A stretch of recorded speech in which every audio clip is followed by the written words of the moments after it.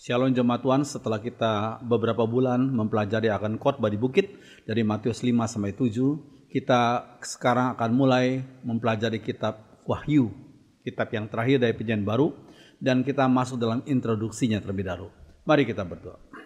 Mohon Roh Kudus urapi hamba-Mu, roh kebenaran yang sudah memimpin para penulis Alkitab menuliskan firman Tuhan. Biar Roh Kudus, roh yang sama membimbing hamba-Mu yang menyampaikan firman dan setiap kami yang mendengarkannya. Tolong kami semua kami supaya kami dibimbing dan dibuat mengerti akan firman Tuhan. Terima kasih dalam nama Tuhan Yesus. Amin. Introduksi kitab Wahyu bagian yang pertama. Mari kita buka dalam Wahyu 1 ayat yang pertama. Mari kita baca sama-sama 1, 2, 3. Inilah wahyu Yesus Kristus yang dikaruniakan Allah kepadanya, supaya ditunjukkan kepada hamba-hambanya apa yang harus segera terjadi. Dan oleh malaikatnya yang diutusnya, ia telah menyatakannya kepada hambanya Yohanes. Terus kalian, kita perlu ketahui tujuan penulisan kitab Wahyu tercantum dalam kitab Wahyu 1 ayat 1 tadi. Untuk memberitakan hal-hal yang harus segera terjadi. Pada konteks Rasul Yohanes pada abad pertama dikatakan harus segera terjadi. Terus kalian, apakah itu? Kita melihat bahwa Tuhan, selain itu Tuhan ingin memberi penghiburan dan kekuatan bagi umat Tuhan yang sedang mengalami aniaya dari orang-orang yang jahat pada waktu itu. Dalam setiap zaman ada saja orang-orang yang dipakai iblis untuk memusuhi umat Tuhan, ya, untuk menganiaya umat Tuhan. Tapi Tuhan selalu memberikan kekuatan, Roh Kudus selalu memberikan penghiburan, ya, memberikan semangat juang bagi hamba-hambanya, ya. Demikian juga umat Tuhan. Jangan kita takut dan gentar menghadapi tantangan, karena dalam setiap zaman pasti ada tantangannya, pasti ada aniaya, ya. Karena kuasa iblis bisa saja memakai orang-orang tertentu untuk melakukan perbuatan yang tidak baik kepada umat Tuhan. Tapi yang terpenting sikap kita jangan membenci mereka, tapi mengasihi mereka. Kita terus minta Roh Kudus memberikan kekuatan, memberikan penghiburan bagi umatnya. Kemudian gereja Tuhan pada waktu itu, pada waktu Rasul Yohanes menuliskan kitab Wahyu ini, pada waktu itu gereja Tuhan sedang terancam oleh kelompok penyembah berhala. Para penyembah berhala, ya. Dan diancam oleh ajaran-ajaran yang tidak benar, ya. Ajaran yang tidak benar selalu ada di dalam setiap zaman, ya, bahkan sampai abad 21 ini, ya. Pengajar-pengajar palsu yang mencoba untuk merusak ajaran yang sehat, ya. Saudara silahkan mempelajari akan sejarah dunia ini. Selalu ada saja manusia-manusia yang mengajarkan ajaran yang palsu, yang enggak benar, yang merusak ajaran yang sehat, ya, dan teror dari pemerintah Romawi yang jahat. Ya, waktu itu pemerintah Romawi, tapi dalam zaman yang lain ada saja orang-orang yang ada di tapuk pemerintahan di berbagai tempat, di berbagai negara yang melakukan hal-hal yang jahat terhadap umat Tuhan. Nah, sekalian kita perlu selalu mengingat akan kasih Tuhan dan kita selalu mengingatkan kuasa Tuhan dan kebenaran Tuhan dalam yaitu firman Tuhan. Selanjutnya. Nah, di dalam kitab ini, kitab Wahyu ini, Tuhan ingin menyatakan kuasa Kristus yang kekal, melampaui pemerintah dari manusia yang jahat. Kuasa manusia hanya sementara, ya. Satu rezim mungkin hanya beberapa tahun atau beberapa puluh tahun, tapi udah gitu selesai. Karena manusia itu fana adanya. Tapi ada suatu kuasa yang kekal, yaitu kuasa Kristus, ya, yang kekal sehingga kita harus tunduk pada kuasa Kristus, bukan kepada kuasa-kuasa yang sementara di dunia ini. Sekalian, kemudian kita lihat pada akhirnya kemenangan terhadap semua kerajaan dunia ada pada Kristus yang akan memerintah untuk selama-lamanya. Satu lagu Haleluya Handel disebut Haleluya Chorus, ya. He is the King of Kings. Dialah Raja saya segala raja. He is the Lord of Lords. Dialah Tuhan dari segala Tuhan. Sekalian, Kristus Kingdom, the Kingdom of Christ, kerajaan Kristus itu untuk selama-lamanya. Ya, tidak ada kuasa di dunia yang bisa selama-lamanya. Hanya beberapa puluh tahun mungkin, ya, tapi tidak untuk selama-lamanya. Kemudian kita lihat Semua masalah dunia akan diselesaikan. Dan kerajaan Allah akan dinyatakan secara sempurna. Itu penting sekali kita harus ingat. Semua masalah dunia akan diselesaikan. Dan kerajaan Allah akan dinyatakan secara sempurna. Kerajaan Allah sekarang belum dinyatakan secara sempurna, ya. Sebagian dinyatakan kebenarannya, sebagian dinyatakan akan hikmatnya, tetapi belum secara sempurna. Secara sempurna nanti waktu Yesus datang kedua kali pada hari kiamat. Kemudian yang berikutnya. Dalam kitab ini, dalam kitab Wahyu, Rasul Yohanes mengutip ayat-ayat dalam Perjanjian Lama sebanyak 245 kali. Dari minimal 20 kitab dalam Perjanjian Lama. Jadi tidak main-main ya. Rasul Yohanes mengutip 245 kali dari ayat-ayat Perjanjian Lama dan dari minimal 20 kitab. Ya, minimal 20 kitab. Satu hal yang kita harus perhatikan, ya. Yang berikutnya. Penulis dan tahun penulisan kitab Wahyu ini. Sekalian, nah, ada seorang bapak gereja yang bernama Justin Martyr yang hidup abad pertama sampai abad kedua itu, ya. Ada bapak gereja sekitar tahun 135 Masehi dikatakan ketika ia menyinggung Wahyu 20 tentang disebut kerajaan 1000 tahun itu, ya, atau the millennium, masa 1000 tahun itu, ya, sekalian. Justin Martyr berkata bahwa bagian itu dinubuatkan oleh Rasul Yohanes. Dia yang hidup pada abad kedua berkata bagian itu ditulis oleh Rasul Yohanes. Ya, sebenarnya bukan hanya bagian itu, ya. Nah, pengakuan sang bapak gereja tersebut adalah kesaksian tertulis pertama. Kesaksian tertulis pertama di luar kitab Wahyu itu sendiri tentang Yohanes sebagai penulis kitab itu, penulis kitab Wahyu itu. Ya. Nah, itu Justin Martyr. Nah, kemudian bapak gereja yang berikutnya itu Irenaeus. Itu bapak gereja sekitar tahun 180 Masehi. Dia mengutip 5 kali dari kitab Wahyu dan mengakui Yohanes sebagai penulisnya. Itu menurut Irenaeus, bapak gereja yang kedua, ya, mengakui Yohanes sebagai penulisnya. Kemudian bapak gereja yang berikutnya Clement of Alexandria, ya. Clement dari Alexandria itu bapak gereja tahun 200 Masehi mendeklarasikan bahwa kitab Wahyu adalah bagian dari kitab suci, bagian dari kitab suci. Ini deklarasi daripada Clement dari Alexandria, seorang bapak gereja lagi, ya. Nah, kemudian kita perhatikan. Nah, Rasul Yohanes memang penulisnya. Kita lihat Wahyu 1 ayat 1, Wahyu pasal 1 ayat 4, 9, Wahyu 22 ayat 8. Jelas dikatakan Rasul Yohanes penulisnya. Ya. Nah, kita melihat Wahyu 1 ayat 9 dikatakan, "Aku Yohanes, saudara dan sekutumu dalam kesusahan, dalam kerajaan dan dalam ketekunan menantikan Yesus, berada di pulau yang bernama Patmos." Kalau sudah mau tahu pulau Patmos, dari situ saya kutipkan Patmos di situ, ya, dengan tanda merah di situ. Ya, berada di pulau yang bernama Patmos oleh karena firman Allah dan kesaksian yang diberikan oleh Tuhan Yesus.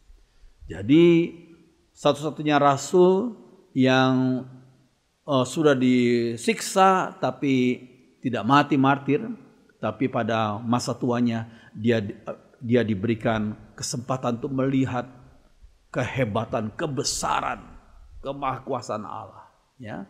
Yaitu kitab Wahyu itu, ya, saudara sekalian, dan dia yang menuliskannya, saudara sekalian. Jadi di sini kita melihat Rasul Yohanes adalah rasul yang tidak mati martir walaupun pernah disiksa, tapi pada waktu setelah disiksa dia mengalami mendapatkan wahyu ini, ya. Kemudian berikutnya. Yohanes menyebut diri sebagai saudara dan sekutumu dalam kesusahan. Dia menyebut diri sebagai saudara dan sekutumu dalam kesusahan. Berarti Rasul Yohanes bukanlah rasul yang enak-enak hidupnya, nggak mengalami aniaya, tidak. Tapi dia mengalami aniaya juga. Makanya dia disebut saudara dan sekutumu dalam kesusahan. Jadi karena dia sudah mengalami aniaya juga, maka ada empati besar dalam hati Rasul Yohanes kepada umat Tuhan yang ada pada zamannya. Terus sekalian, itulah satu hal yang penting. Nah, yang berikutnya. Nah, teman sejati adalah teman pada saat kesusahan. Dalam bahasa Inggris dikatakan a friend in need is the friend indeed. Teman yang kita dapatkan pada waktu kita butuh, itulah teman yang sesungguhnya. Teman yang kita dapatkan pada waktu kita butuh, ya, pada waktu kita dalam kebutuhan, itulah teman yang sesungguhnya. Ada teman yang pada waktu kita senang banyak teman, banyak orang mengaku diri sebagai teman. Tapi pada waktu kita susah, orang-orang itu meninggalkan kita. Itu bukan teman yang sesungguhnya. Tapi teman yang sesungguhnya adalah teman yang kita dapatkan pada waktu kita sedang butuh, yang sedang mengalami kesulitan dan tantangan. Itulah teman yang sesungguhnya. Ya, saudara sekalian, dan Jesus is the Tuhan Yesus Allah sahabat yang sangat sejati. Puji Tuhan. Ya. Nah, jemaat Tuhan pada waktu itu di banyak tempat di dunia yang dikenal waktu itu sedang mengalami teror dan mengalami tekanan yang berat. Seperti yang juga dialami oleh Sang Rasul sendiri. Sang Rasul sebagai hamba Tuhan yang setia melayani mengalami aniaya. Demikian juga jemaat Tuhan di banyak tempat, khusus yang dikuasai oleh Romawi waktu itu, ya, mengalami teror, mengalami tekanan berat, ya. Saudara sekalian, nah Rasul Yohanes pergi ke Asia Kecil pada saat ia sudah tua, ya, yaitu setelah penghancuran kota Yerusalem oleh Jenderal Titus, yaitu tahun 70 Masehi. Ya, saudara sekalian, nah ini kita perlu tahu. Nah, Yohanes adalah orang yang paling dihormati oleh gereja-gereja pada waktu itu. Ya, beliau adalah rasul yang paling senior usianya dan yang masih hidup di dunia. Rasul-rasul yang lain sudah mati martir. Hanya satu rasul terakhir ini, ya, yang walaupun sudah dianiaya, tapi Tuhan masih perpanjang usianya dan mendapatkan satu penglihatan, satu wahyu, ya, saudara sekalian, yang kemudian dia tuliskan dalam kitab Wahyu. Saudara sekalian, ini penting sekali. Nah, Sang Rasul juga mengenal kondisi jemaat Tuhan di Asia Kecil pada waktu itu. Dia mengenal secara pribadi. Ya, sehingga kalau saudara lihat dalam Wahyu 2 dan 3, itu adalah surat-surat yang ditujukan kepada 7 gereja yang ada di Asia Kecil waktu itu. Ya. Oke. Nah, Rasul Yohanes adalah anak dari Zebedius dan Salome. Jadi ayahnya Yohanes adalah Zebedius dan ibunya adalah Salome. Lihat Matius 27. Ya. Nah, Matius 27 ayat 56 dikatakan di antara mereka terdapat Maria Magdalena dan Maria ibu Yakobus dan Yusuf dan ibu anak-anak Zebedius, yaitu salah satunya adalah Yohanes, ibu dari anak-anak Zebedius, yaitu Salome. Ya. Nah, Markus 15 ayat 40. Ada juga beberapa perempuan yang melihat dari jauh. Di antaranya Maria Magdalena, Maria ibu Yakobus muda dan Yoses serta Salome. Nah, Salome adalah ibu daripada Yohanes. Ya. Nah, berikutnya. Oke. Salome adalah saudara perempuan dari Maria, ibunya Yesus. Jadi secara manusia, ibunya Yesus adalah Maria. Salome adalah saudara perempuan dari Maria. Ya. Nah, oke. Rasul Yohanes adalah sepupu dari Yesus. Jadi Rasul Yohanes adalah sepupu secara manusia, ya. Sepupu dari Yesus secara manusia. Yakobus yang dihukum mati oleh Raja Herodes Agripa pada tahun 44 Masehi, ya. Itu kisahnya lagi kisah Rasul 12 ayat 2. Itulah saudara Yohanes yang sekitar meninggal karena mengalami martir karena perbuatan Raja Herodes Agripa pada tahun 44 Masehi. Oke. Nah, keluarga ini tinggal di Bethsaida, Galilea. Ya. Karier mereka sedang sebagai penangkap ikan waktu lalu. Ya. Tuhan Yesus datang, Tuhan Yesus berkata, aku akan jadikan kalian bukan hanya penangkap ikan, tapi penangkap manusia. Ya, penjala manusia. Ya. Karier mereka sebagai penangkap ikan, Markus 1. Dan cukup sukses dalam usaha mereka. Jadi bukan karena mereka gagal, ya sudah. Lari dari pekerjaan mereka yang gagal, ya jadi rasul saja. Enggak begitu. Mereka cukup sukses dalam usaha mereka, tapi Tuhan panggil mereka untuk menjadi penangkap penjala manusia. Bukan hanya penjala ikan. Ya, puji Tuhan. Nah, dikatakan dilihatnya Yakobus, anak Zebedius dan Yohanes saudaranya yang sedang membereskan jala di dalam perahu. Yesus segera memanggil mereka dan mereka meninggalkan ayahnya Zebedius di dalam perahu bersama orang-orang upahannya. Jadi Yohanes tuh dari keluarga yang lumayan. Dia punya bisnis, dia punya karier, dia mempekerjakan beberapa orang-orang upahnya, dan dia tinggalkan tuh lalu mengikut Yesus, mengikuti dia. Oke, nah saudara sekalian, mereka mempekerjakan pembantu-pembantu, nggak disebutkan berapa orang ya. Jadi mereka cukup sukses dalam pekerjaan mereka. Ya. Nah, Salome disebut sebagai salah satu supporter untuk pelayanan Yesus. Ya, Salome sebagai mama daripada Yohanes itu adalah salah satu supporter dalam pelayanan Yesus. Ya. Nah, Lukas 8:3. Yohana istri Kuza, bendahara Herodes, Susana dan banyak perempuan lain. Ya, kemungkinan besar salah satunya adalah Salome dalam istilah banyak perempuan lain. Perempuan-perempuan ini melayani rombongan itu dengan kekayaan mereka. Melayani rombongan Tuhan Yesus dalam pelayanan di dunia ini, dia menggunakan kekayaan mereka. Ya. Nah, lihat Markus 15:40-41. Ada juga beberapa perempuan yang melihat dari jauh. Di antaranya Maria Magdalena. Ini kejadian waktu Yesus mati di atas salib ya. Maria ibu Yakobus muda dan Yoses, serta Salome, ibunda dari Yohanes ya. Mereka semuanya telah mengikuti Yesus dan melayaninya waktu ia di Galilea. Dan ada juga di situ banyak perempuan lain yang telah datang ke Yerusalem bersama-sama dengan Yesus. Luar biasa tuh perempuan tuh, semangat mengikut Yesus ya, luar biasa ya. Hebat sekali, mereka berani ya. Mereka berkorban, luar biasa. Puji Tuhan. Jadi jangan pernah menghina perempuan. Mereka berani. Petrus sudah lari menyangkal Yesus, tapi perempuan itu begitu berani mengikuti Yesus. Pada waktu itu status perempuan tuh nggak seperti sekarang. Status perempuan masih sebagai pribadi yang tidak mendapatkan penghormatan seperti sekarang ini. Ya.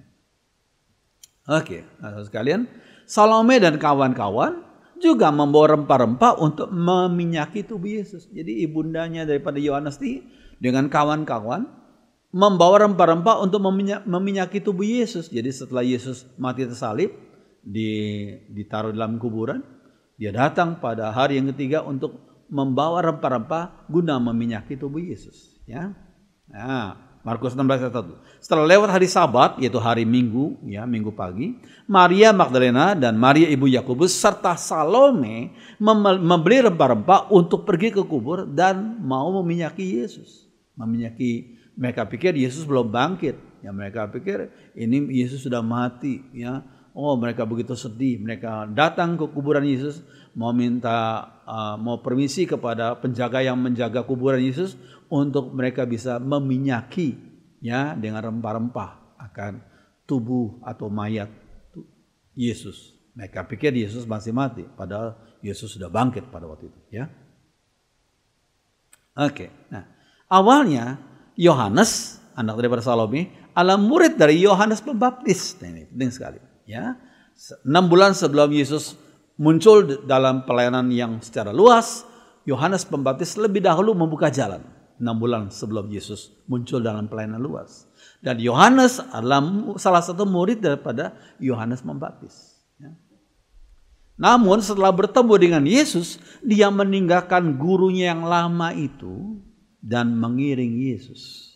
Ya, ini satu hal yang penting. Ya. Jadi Rasul Yohanes dulunya adalah murid dari Yohanes Pembaptis. Setelah bertemu dengan Yesus, dia meninggalkan gurunya yang lama itu dan mengiring Yesus. Ya. Nah, Rasul Yohanes pernah disebut sebagai anak guru. Kenapa? Dia pernah disebut sebagai anak guru. Mungkin emosinya waktu lalu sebelum ketemu Yesus, ya, emosinya waktu lalu begitu cepat tersulut dan meledak sehingga disebut sebagai anak guru. Ya. Ini terbukti ketika dia bersama Yesus dan murid-murid yang lain ditolak oleh penduduk Samaria. Ia bertanya kepada Yesus, "Tuhan, apakah engkau mau supaya kami menyuruh api turun dari langit untuk membinasakan mereka?" Wow, Yohanes waktu itu jengkel sekali. Ya, mereka datang untuk memberitakan kabar baik, ditolak oleh orang-orang Samaria sehingga dia marah. Dia kemukakan amarahnya kepada Tuhan Yesus. "Tuhan, apakah engkau mau supaya kami menyuruh api turun dari langit untuk membinasakan mereka?" Ya, tapi Yesus tidak tidak mengindahkan permintaan daripada Yohanes itu, ya sekalian.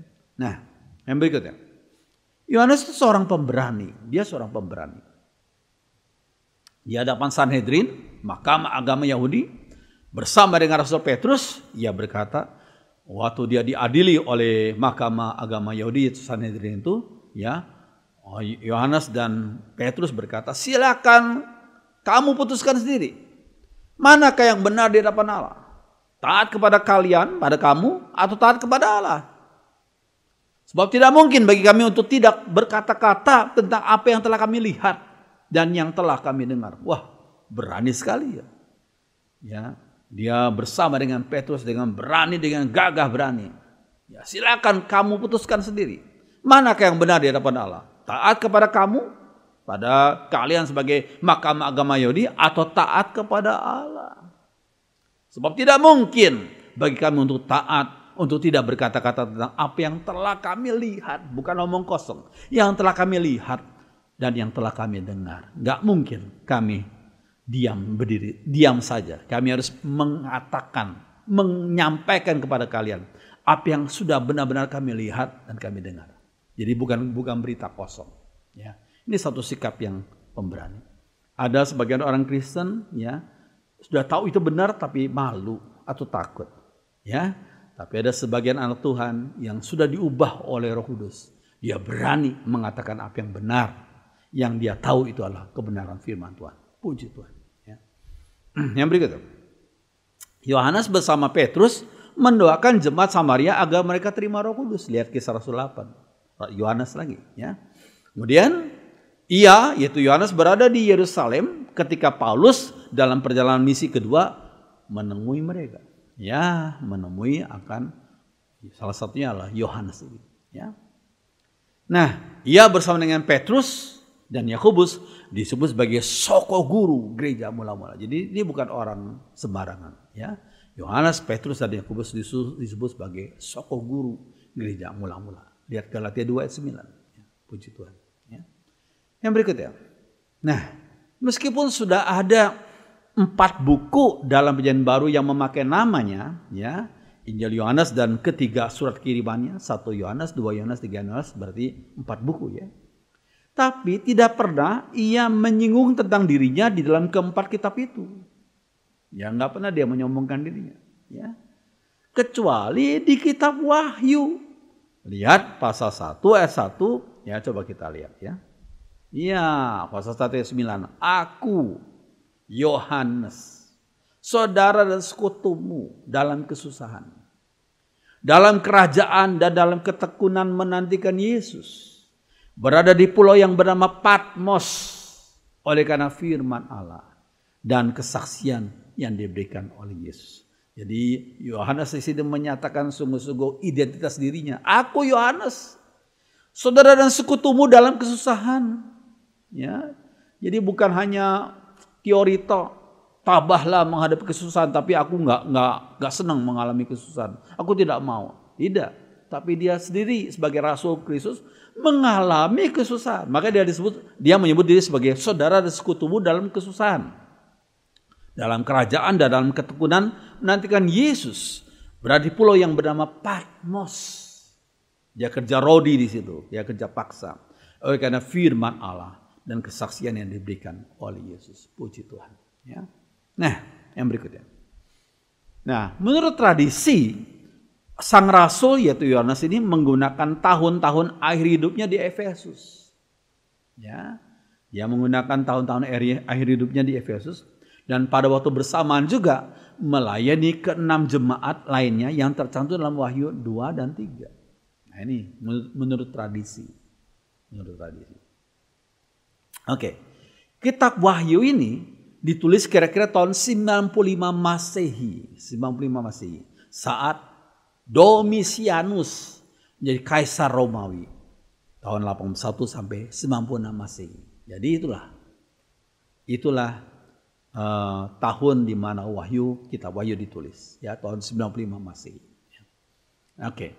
Keempat bapak gereja yang bernama Irenaeus, Victorinus, Eusebius dan Jerome setuju dengan tahun penulisan tersebut, yaitu tahun 95 Masehi. Ya. Oke. Nah, Pulau Patmos itu seperti apa sih? Pada waktu lalu, pulau ini adalah tempat hukuman. Ini tempat pembuangan para penjahat politik dari kerajaan Romawi.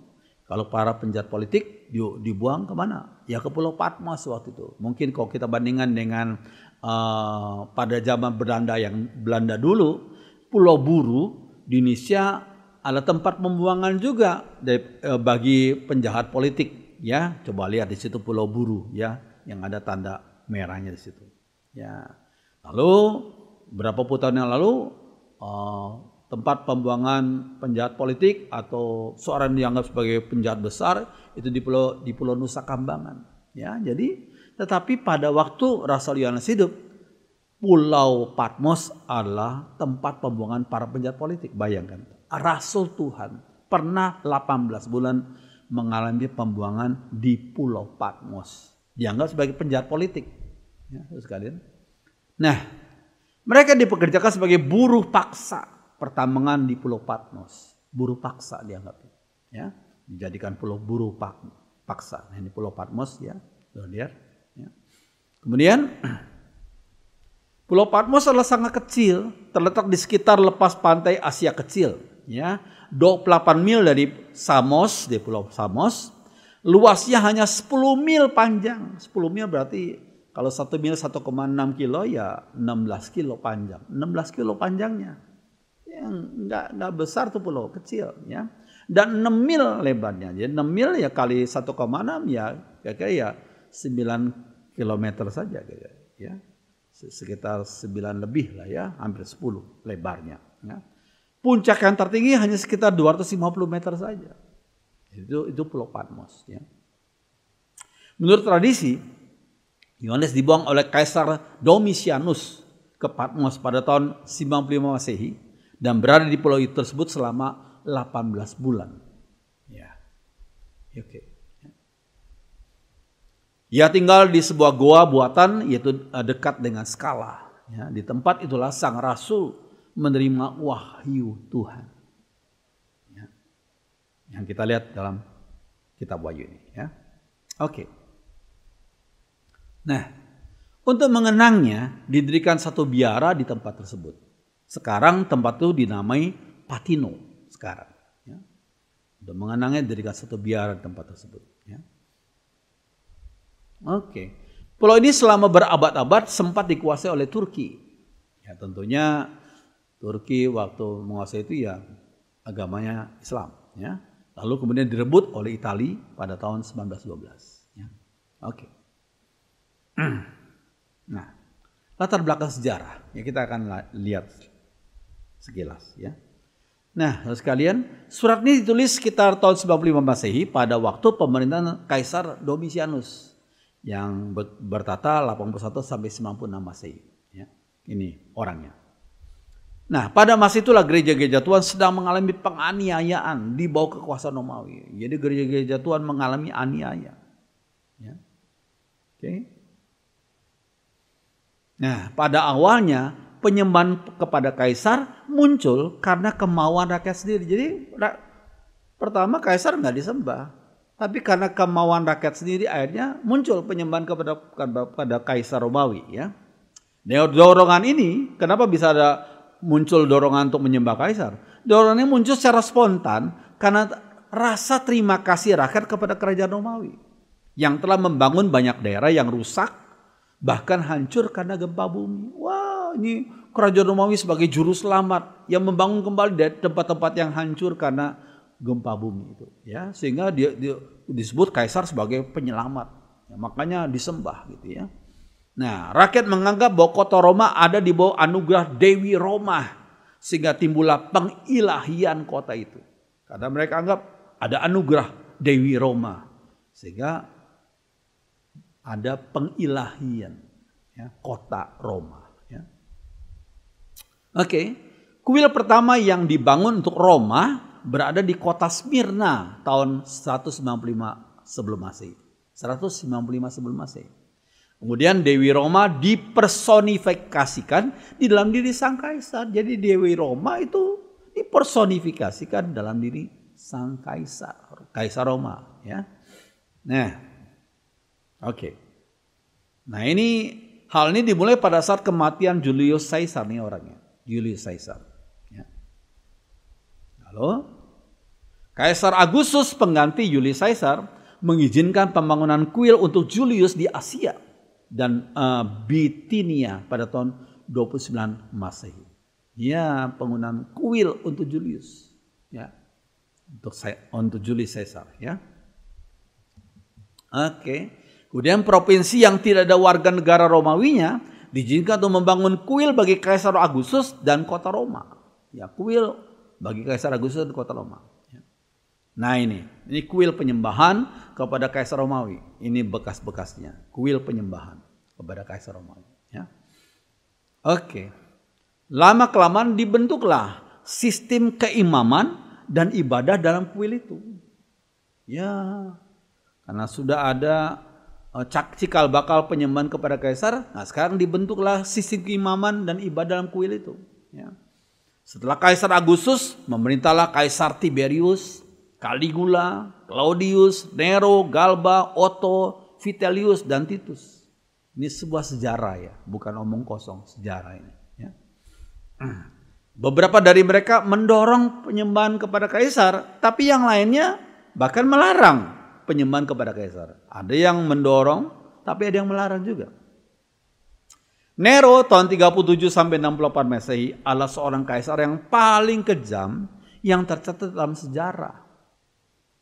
Paling kejam. Ya. Bahkan dia membunuh mama dan istrinya sendiri. Ini orang gila, ya.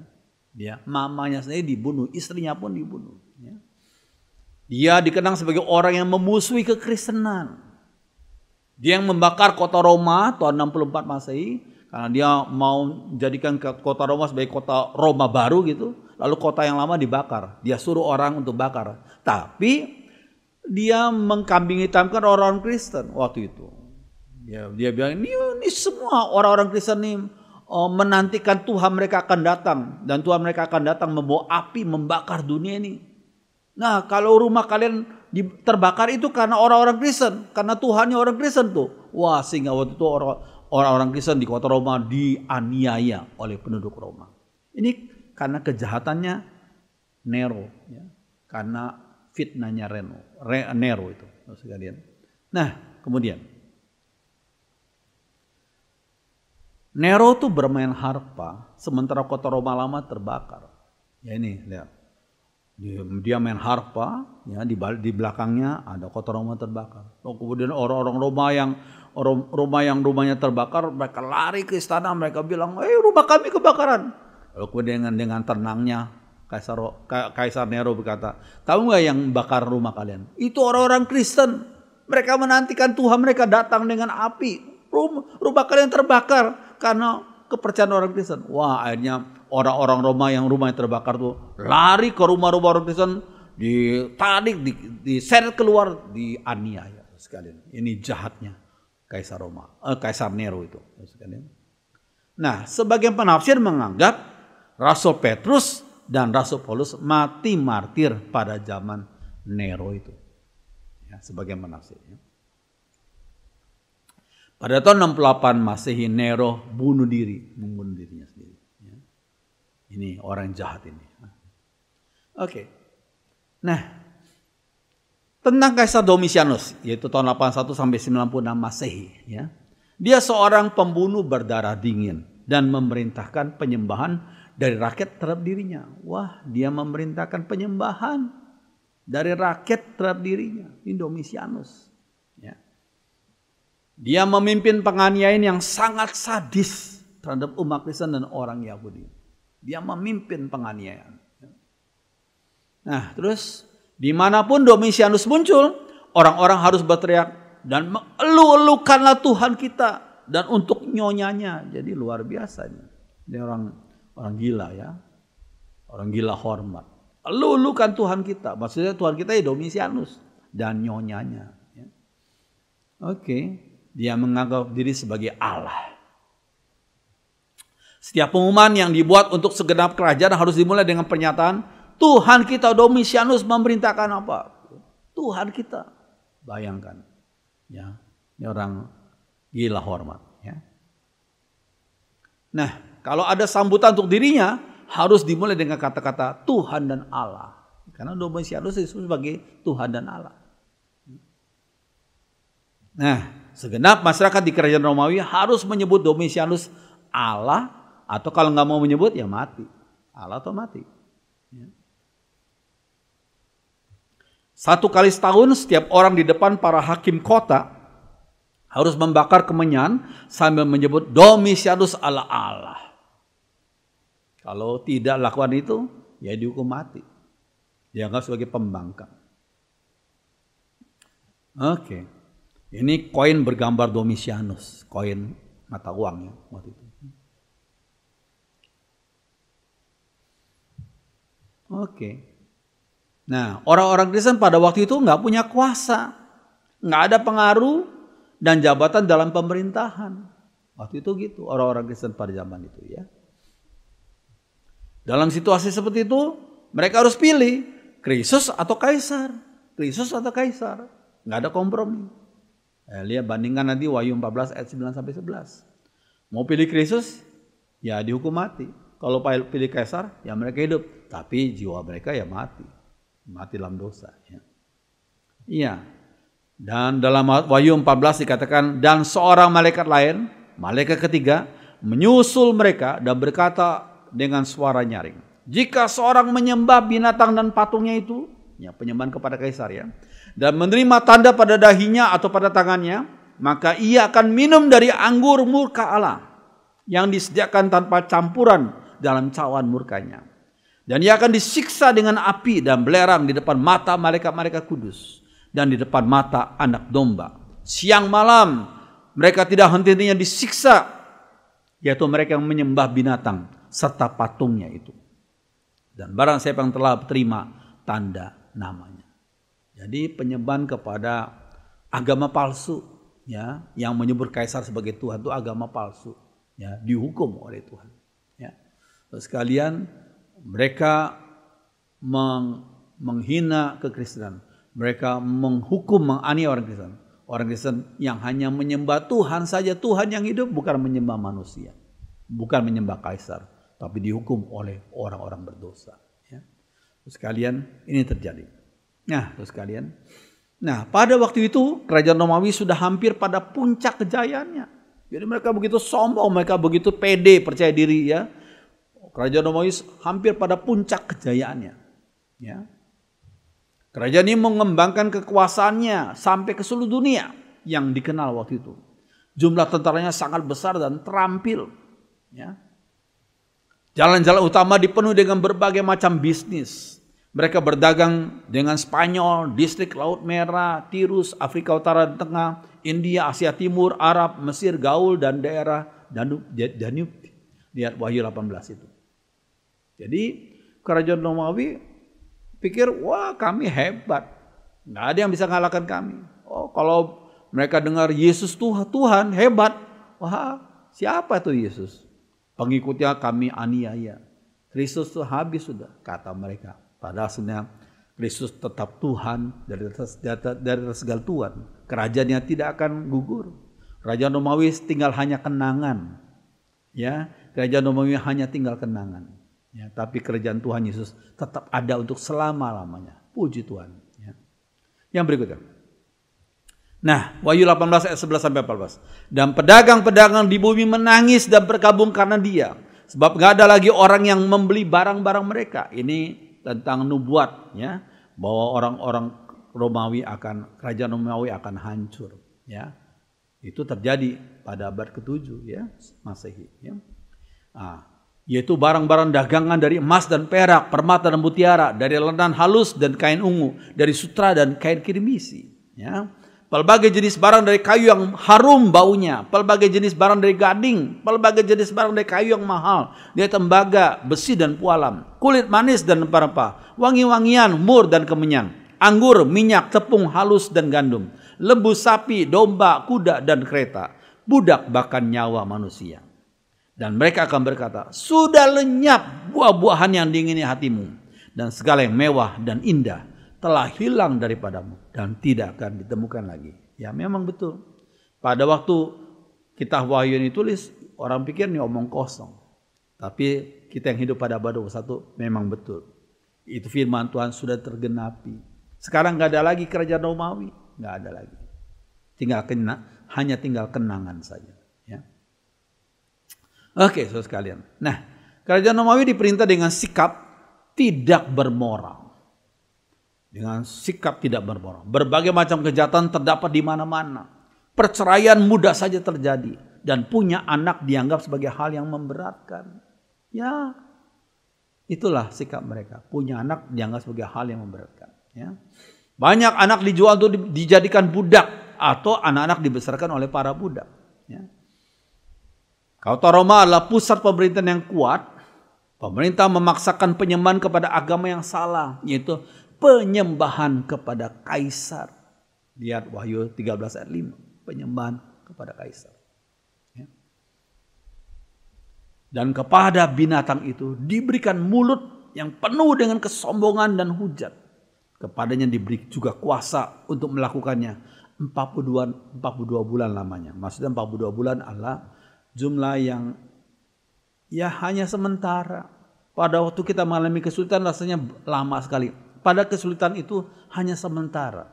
Ya, hanya dalam tanda kutip 42 bulan saja sementara. Ya. Jadi kita tetap setia mengiringi Tuhan. Jangan kita tawar hati. Ya. Oke, saudara sekalian, penyembahan tersebut tentulah berlawanan dengan ajaran Kristen yang mengaku bahwa hanya Yesus adalah Tuhan.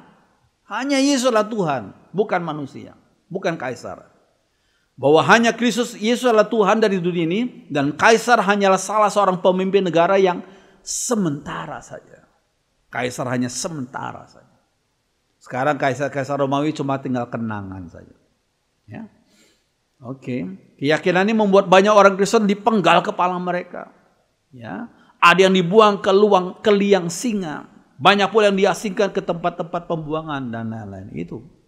Karena orang Kristen waktu itu tidak mengakui kaisar adalah Tuhan. Yang Tuhan adalah Yesus Kristus itu. Yang pernah mati 3 hari kemudian bangkit dan tidak mati lagi. Dan akan datang kembali pada hari kiamat. Saudara sekalian, puji Tuhan. Ya, saudara sekalian, mari kita baca Roma 10 ayat 9 dan 10. Ya, yuk kita baca sama-sama. 1, 2, 3.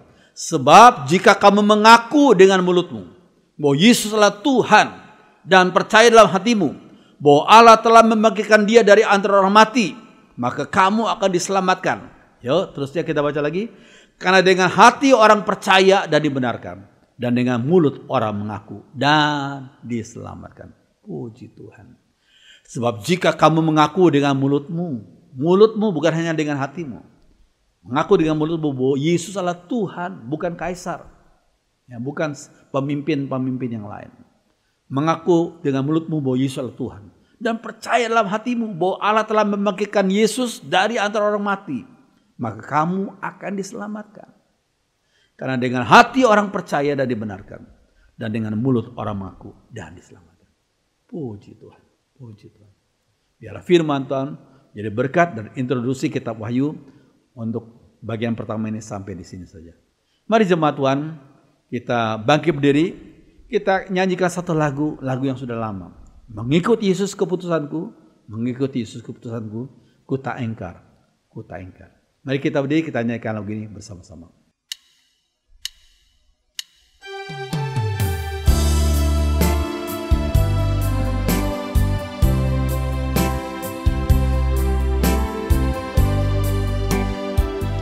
Mengikut Yesus keputusanku, mengikut Yesus keputusanku, mengikut Yesus keputusanku, ku tak ingkar,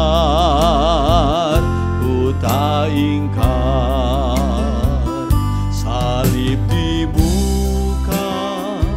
dunia di belakang, salib di muka, dunia di belakang, salib di muka, di belakang, ku tak ingkar, ku tak ingkar. Cari apa di dalam dunia, cari apa di dalam dunia, cari dunia tentu binasa. Cari Yesus yang penuh cinta. Cari apa di dalam dunia, cari apa di dalam dunia, cari dunia tentu binasa. Cari Yesus yang penuh cinta. Cari dunia tentu binasa, cari dunia tentu binasa. Cari Yesus yang penuh cinta. Cari Yesus yang penuh cinta. Cari Yesus yang penuh cinta.